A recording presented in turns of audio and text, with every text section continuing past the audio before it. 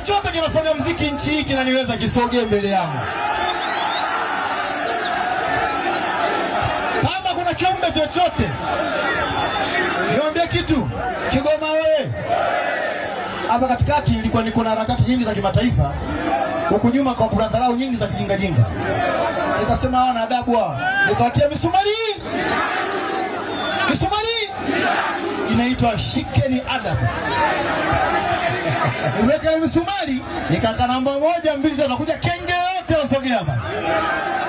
Mpaka sasa hivi nataka tushamaliza ndio watu waanza kusogea tu. Lakini ile nilitoa kwa kuwashikisha adabu, kama shikeni adabu na mtoto huyu wa Kigoma, shika adabu. Sasa Baba Levo ni miongoni mwa watu ambao wakati anaanza shughuli zake watu walikuwa wanamdharau.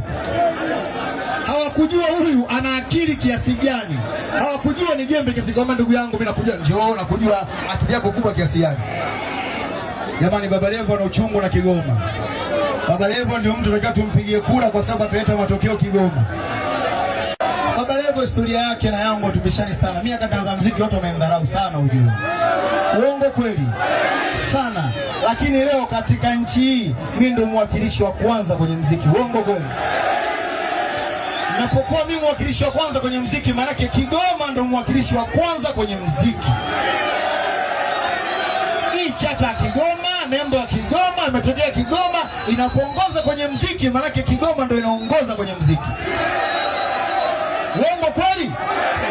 Wakati naanza akaongea sana huyo eti sio hajasomea muziki, sio nikasema wewe njoo na makaratasi yako ya muziki, afu mimi natoka na elimu ya mtaa, afu tulete matokeo nikuoneshe maajabu.